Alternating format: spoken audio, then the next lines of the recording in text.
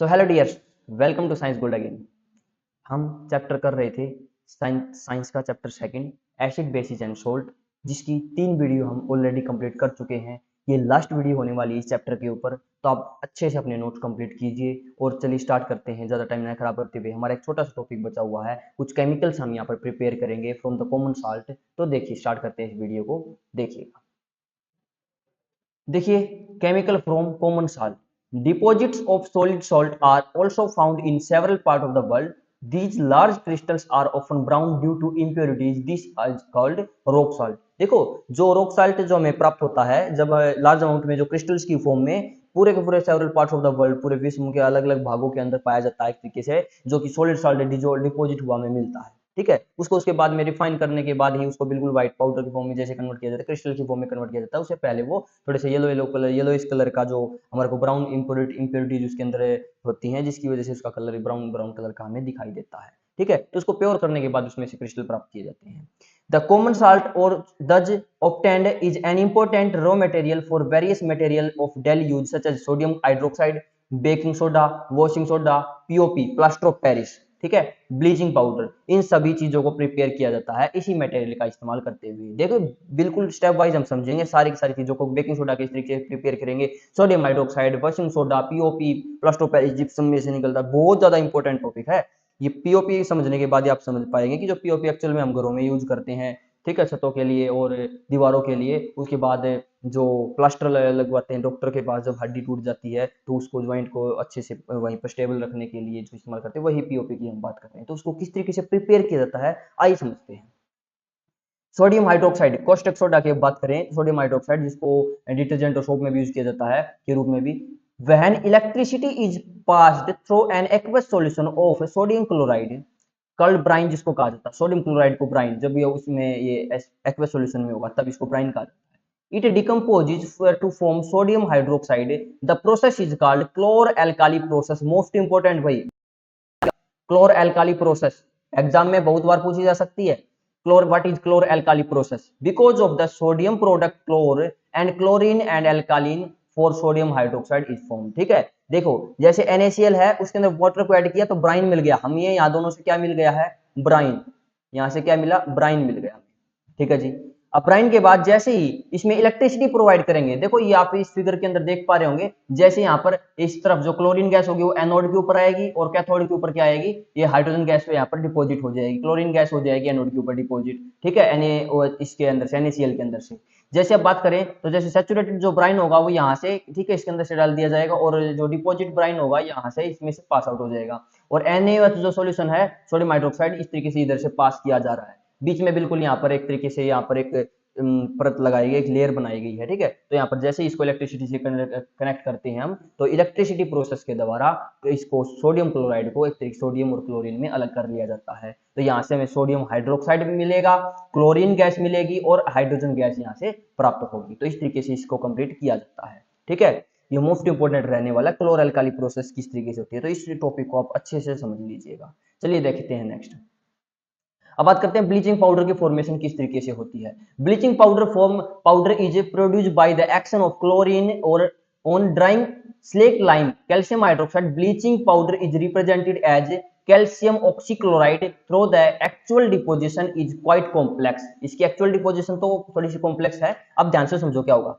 Calcium hydroxide लिया, chlorine gas जो अभी अभी हमने प्रिपेयर की है NaCl के अंदर से, ठीक है, NaCl को जब वाटर के अंदर मिला करके और इलेक्ट्रिसिटी प्रोवाइड की, तो वहां से NaOH प्लस में chlorine gas plus hydrogen gas प्राप्त हुई। अब क्लोरीन गैस को हमने लिया, क्लोरीन गैस को हमने कैल्शियम हाइड्रोक्साइड के अंदर में यहाँ पर ऐड किया, तो जैसे इनकी रिएक्शन करवाएंगे तो कैल्शियम ऑक्सीक्लोराइड हमें प्राप्त होगा, जिसको हम बोलते हैं ब्लीचिंग पाउडर। मोस्ट इंपोर्टेंट है भाई ये भी, क्योंकि इस टाइप की चीजें पूछी जाती है पेपर में। ये वीडियो सबसे ज्यादा इंपॉर्टेंट है इस टॉपिक के लिए, इस चैप्टर के लिए। तो कैल्शियम ऑक्सीक्लोराइड और वाटर यहाँ पर हमें प्राप्त होगा। जब कब होगा, जब क्लोरीन गैस को पास कराया जाएगा कैल्शियम हाइड्रोक्साइड सॉल्यूशन के अंदर से। ओके, अब वही बात है कि कैल्शियम हाइड्रोक्साइड सॉल्यूशन में हम अगर कार्बन डाइऑक्साइड गैस रिलीज पास करवाते थे, तो वो क्या बना था हमारे पास, कैल्शियम कार्बोनेट बना था। ये भी रिएक्शन आपको याद होगी, कैल्शियम कार्बोनेट प्लस H2O बना था। ठीक है, वो अलग चीज है। तो बात वही हो रही है कि यहाँ पर कैल्शियम ऑक्सीक्लोराइड यहाँ पर हमें मिल रहा है। अब प्रॉपर्टीज क्या होती है ब्लीचिंग पाउडर की, देखो, it is white colour powder, white colour का एक पाउडर होता है bleaching powder. It is soluble in water also, ठीक है। Bleaching powder reacts with dilute acid to produce chlorine gas. Bleaching जो पाउडर है वो रिएक्ट करता है डाइल्यूट एसिड के साथ में और वो प्रोड्यूस करता है क्या, क्लोरीन गैस प्रोड्यूस करता है। अच्छे से समझ में आ रही है आपको बात, ठीक है जी। उसके बाद कैल्शियम ऑक्सीक्लोराइड, जो कैल्शियम ऑक्सीक्लोराइड अभी जो ब्लीचिंग पाउडर मिला है, ब्लीचिंग पाउडर को जो मैं H2SO4, ठीक है, क्या H2SO4 सल्फ्यूरिक एसिड के साथ जब रिएक्ट करवाऊंगा तो क्या मिलेगा, कैल्शियम सल्फेट, कैल्शियम सल्फेट, फिर क्लोरीन गैस और ये जो पानी है ये हमें प्राप्त होगा। तो सीधी सी बात है, यहाँ पर कैल्शियम सल्फेट प्राप्त होगा। किससे, देखो सबसे पहले हमने क्या किया, NaCl लिया, वाटर के अंदर उसको मिलाया, इलेक्ट्रिसिटी पास करवाई, वहां से हमें क्या मिल गया है, सोडियम हाइड्रोक्साइड मिल गया था, बेस, ठीक है, स्ट्रॉन्ग बेस होता है सोडियम हाइड्रोक्साइड, क्लोरीन गैस और हाइड्रोजन गैस प्राप्त हुई। वहां से क्लोरीन गैस को कैल्शियम हाइड्रोक्साइड सॉल्यूशन के अंदर मिलाया, तब क्या हुआ, हमें कैल्शियम ऑक्सीक्लोराइड जिसे हम बोलते हैं ब्लीचिंग पाउडर हमें प्राप्त हुआ, वाटर पार्ट उसके साथ में ही उसके अंदर मिला हुआ हमें प्राप्त हुआ है। उसके बाद जैसे कैल्शियम ऑक्सीक्लोराइड को अगर मैं मिक्स करता हूं किसके साथ, सल्फ्यूरिक एसिड के अंदर, तब क्या मिलेगा मुझे, कैल्शियम सल्फेट मिलेगा प्लस क्लोरीन गैस और H2 गैस यहां से रिलीज हो जाएगी। लास्ट देखते हैं बेकिंग सोडा। बेकिंग सोडा की प्रिपरेशन किस तरीके से करते हैं, जो सोडियम हाइड्रोजन कार्बोनेट, देखो chemical name of compound of sodium hydrogen carbonate NaHCO3, important है। It is produced using sodium chloride as one of the raw materials. NaCl, H2O, carbon dioxide और अमोनियम, ठीक है, अमोनिया। देखो ध्यान से समझो, NaCl ले लिया है वापिस से, उसमें तो पानी मिला था, अभी यहाँ पर क्या कर, वही पानी मिला दिया, NaCl के अंदर वाटर मिलाया, ठीक है, इलेक्ट्रिसिटी पास नहीं करवाया अभी, अभी क्या करवाया है, कार्बन डाइऑक्साइड गैस और अमोनिया, कौन सी, कार्बन डाइऑक्साइड गैस और अमोनिया, यहाँ पर जैसे ही इसके अंदर ऐड करेंगे तो हमें प्राप्त होगा यहाँ पर अमोनियम क्लोराइड। अमोनियम क्लोराइड के साथ में क्या मिलेगा हमें, sodium hydrogen carbonate. Ammonium chloride और सोडियम हाइड्रोजन कार्बोनेट हमें प्राप्त होगा, ठीक है, इसको बोलते हैं सेल अमोनियक, ठीक है, अमोनियक। और यहाँ पर सोडियम बाइकार्बोनेट जिसको कहा जाता है, सोडियम हाइड्रोजन कार्बोनेट या सोडियम बाइकार्बोनेट में मिलता है, यही इसी को तो कहा जाता है बेकिंग सोडा, ठीक है। ये किस तरीके से यूज होता है, it is mild non corrosive base होता है, the following reactions takes place when it is heating during cooking. देखो जब हम कुकिंग कर रहे होते हैं तो किस तरीके से कोई रिएक्शन होती है, तभी तो हम बेकिंग सोडा का, जैसे सोडियम हाइड्रोजन कार्बोनेट है, अब इसको हम पूरी बनाते वक्त, ठीक है, गोलगप्पे बनाते वक्त और बहुत सारी मटर बनाते वक्त, जब एक तेल में तलने वाली चीजों को बनाते हैं, तब वहां पर थोड़े से अमाउंट में हम ये डाल देते हैं बेकिंग सोडा, ठीक है। तो बेकिंग सोडा जैसे ही डालते हैं तो जैसे उसको गर्म करेंगे तो गर्म करने के बाद जो सोडियम हाइड्रोजन कार्बोनेट है ये बन जाएगा सोडियम कार्बोनेट के अंदर, वाटर इसमें से और कार्बन डाइऑक्साइड इसमें से बाहर निकल जाएंगे, तो क्या बनेगा वहां पर, सोडियम कार्बोनेट। यहाँ से कार्बन डाइऑक्साइड गैस इसमें रिलीज होने की वजह से ही वो फूल जाती हैं, जो पूरियां हैं, ठीक है, जो गोलगप्पे हैं, वो सबके सब फूल जाते हैं due to carbon dioxide gas, ठीक है। इसको जब ब्रेड बना रहे हो या फिर केक बना रहे हो तो उस टाइम पर भी यूज किया जाता है, तो बेक करते ही कार्बन डाइऑक्साइड गैस की वजह से वो स्पंजी बन जाते हैं, ठीक है। तो ये टॉपिक इस तरीके से कंप्लीट हुआ। उसके बाद यूज करते हैं कि ये सोडियम हाइड्रोजन कार्बोनेट है NaHCO3 जो हमने बताया है, इसका इस्तेमाल कहाँ किया जाता है, एक तो बता दिया अभी सोडियम हाइड्रोजन कार्बोनेट का इस्तेमाल, ठीक है भाई, केक वगैरह के अंदर, वही बात है, for making baking powder which is a mixture of baking soda, sodium hydrogen carbonate and mild edible acid. एक तरीके से एडिबल एसिड होता है, खाने लायक चीजों में इस्तेमाल होता है, टार्टरिक एसिड, ठीक है सर, जैसे टार्टरिक एसिड इमली होती है ना, उसी तरीके से एडिबल एसिड होता है ये भी। व्हेन बेकिंग पाउडर इज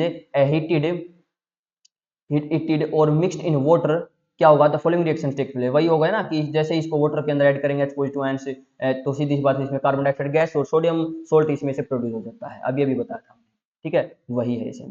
तो कार्बन डाइऑक्साइड प्रोड्यूस हो जाते हैं ड्यूरिंग दिस रिएक्शन, और जो केक हो जाए rise make them soft and spongy, जिसकी वजह से जो केक होता है स्पंजी इसी टाइप से तो बनता है, ब्रेड हो गया, केक हो गया, सभी की सभी स्पंजी बनते हैं क्योंकि इसके अंदर से carbon dioxide gas pass out हो जाती है, ठीक है, वो निकल प्रोड्यूस हो जाती है। Sodium hydrogen carbonate also use किया जाता है इंग्रेडिएंट्स से एंड एंटासिड, जब कोई मधुमक्खी काट लेती है तो उसमें मिथेनॉल या फॉर्मिक एसिड होता है, तो उसको हम, ठीक है, नेग्लेक्ट करने के लिए, वहां पर उसको वॉश आउट करने के लिए हम इसको अप्लाई करते हैं। Being alkaline it neutralize excess acid in the stomach and provide relief, जब एसिडिटी हो जाती है तो उस टाइम पर भी इसका इस्तेमाल कर लेते हैं हम, थोड़ा सा सोडा डाल करके पानी में उसको पी लेते हैं, तो उससे हमें थोड़ा सा रिलाइफ मिल जाता है, बट आजकल तो इनो का इस्तेमाल करते हैं, ठीक है। It is use in sodium soda acid fire extinguisher, most important है भाई, सोडा जो फायर एक्सटिंग्विशर का जो इस्तेमाल किया जाता है वो भी इसी तरीके से इस्तेमाल में लेके आया जाता है, ठीक है। चलिए कुछ टर्म्स और बाकी हैं तो वो देख लेते हैं।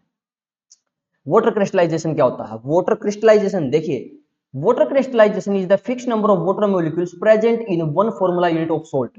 देखो यहाँ पर बात क्या कर रहे हैं, जैसे हमने कैल्शियम सल्फेट या कॉपर सल्फेट की बात करें, जिंक सल्फेट की बात करें, फेरस सल्फेट की बात करें, वो उनके जो कुछ कुछ कलर होते हैं, जैसे जिंक सल्फेट की, कॉपर सल्फेट की बात करें, वो ब्लू कलर का होता है, ब्लू विट्रियल जिसे नीला तोता के नाम से जाना जाता है जनरली तौर पर। और ऐसे ही फेरस सल्फेट होता है, ग्रीन कलर का होता है। वो जो कलर है उनके अंदर वो किस तरीके से आए हुए हैं वो समझते हैं। देखो वाटर क्रिस्टलाइजेशन क्या होता है, फिक्स्ड अमाउंट में वाटर मॉलिक्यूल्स प्रेजेंट होते हैं कि तब किसी भी फॉर्मूला के अंदर, तो उसको कहा जाता है। जैसे 5 वाटर मॉलिक्यूल्स प्रेजेंट होते हैं one formula unit of copper sulphate के अंदर, 5 यूनिट होने की वजह से तो उसका जैसे CuSO4 है हमारे पास, CuSO4 इसके अंदर इनटू में डॉट लगाएंगे। अब डॉट लगाने के बाद में क्या होगा, 5H2O, 5H2O, ये कंप्लीट फॉर्मूला होगा कैल्शियम सल्फेट इनटू 5H2O, तभी उसका जो कलर है वो ब्लू कलर का होगा, अदरवाइज उसका कलर फेड हो जाएगा, व्हाइट कलर बन जाएगा। अगर मैं 5H2O को वहां से गर्म करके बाहर निकाल दूंगा तो। उसके बाद another chemical that can be obtained from sodium chloride is Na2CO into 10H2O washing soda.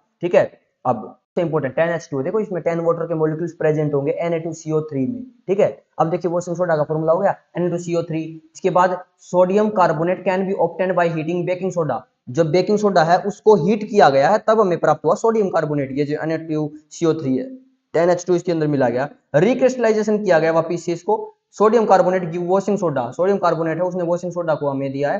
तीसरी बात है इट इज ऑल्सो गिव है बेसिक सोल्ट, इसको भी बेसिक सोल्ट के नाम से जाना जाता है। Na2CO3 इसमें वाटर ऐड किया गया तो क्या बन गया Na2CO3 इंटू 10H2O। ठीक है, इसको बोलते हैं सोडियम कार्बोनेट डेकाहाइड्रेट, डेकाहाइड्रेट है यहाँ पर, डेका मतलब सीधी सी बात है 10। ठीक है, तो ये सारे के सारे फॉर्मूले हम समझ चुके हैं। सोडियम कार्बोनेट की, सोडियम क्लोराइड से स्टार्ट किया, सोडियम क्लोराइड के अंदर हमने वाटर को ऐड किया था, वाटर को ऐड करने के बाद में उसको इलेक्ट्रिसिटी पास करवाई थी, वहां से सारे रिएक्शंस कंप्लीट करते हुए आए हैं। ठीक है, बेकिंग सोडा बना दिया हमने, वॉशिंग सोडा अभी अभी हमने बनाया, ब्लीचिंग पाउडर का फॉर्मूला भी हमने बनाया था कैल्शियम ऑक्सीक्लोराइड के बारे में। ठीक है, एक नेक्स्ट पार्ट और देख लेते हैं छोटा सा।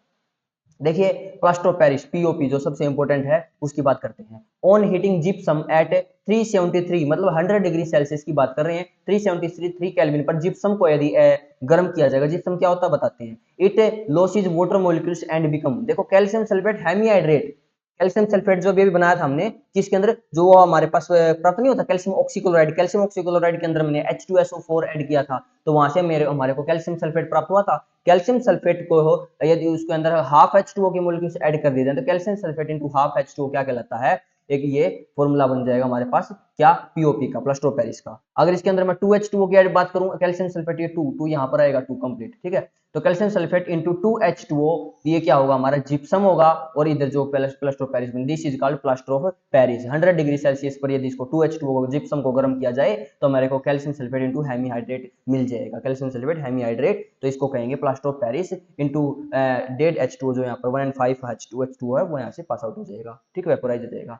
The substance which doctor use a plaster for supporting fractured bone in the right position, right position में fractured bone को right position में लेके आने के लिए डॉक्टर भी इसी पीओपी का इस्तेमाल करते हैं। Plaster of Paris is a white powder on mixing with water it change to gypsum once again to give hard solid मास, वापिस से यदि इसके अंदर ऐड किया जाए ना पानी तो जस्ट वही वापिस से, सीधी बात, आप जो व्हाइट सीमेंट जिसको बोलते हैं आप लेके आते हो पीओपी, तो उसके अंदर पानी ऐड करते ही जैसे वो पानी को जल्दी से सोख लेगी, और पानी सोख लेने के बाद बिल्कुल हार्ड सीमेंट की तरह स्ट्रक्चर बन जाएगा। तो इसी तरीके से काम करता है, प्लास्टर ऑफ पेरिस के अंदर वाटर ऐड करने के बाद में वापिस जिप्सम बन जाएगा, जिप्सम को गर्म किया गया तो वापिस हमारे को प्लास्टर ऑफ पेरिस मिल गया है, इस तरीके से कंप्लीट हुआ। उसके बाद यही बता रहा हूँ, प्लास्टर ऑफ पेरिस उसके अंदर हाफ H2 ऐड किया तो हमें जिप्सम वापिस से प्राप्त हुआ। इस तरीके से ये कंप्लीट चैप्टर हमारा खत्म होता है। तो आज इस चैप्टर के लिए हम अच्छे से सारे नोट्स तैयार रखेंगे, ये आप मुझे प्रॉमिस करेंगे। ठीक है, अगर आपको चैप्टर अच्छे से समझ में आ चुका है, अगर कोई कमी रह गई हो तो आप मुझे कमेंट में बता सकते हैं, और जिस चीज को ढंग से समझ में आ गया है अपने फ्रेंड्स के साथ में इसको शेयर कीजिए। और thank you for watching this video. जय हिंद, मिलते हैं किसी नेक्स्ट वीडियो में।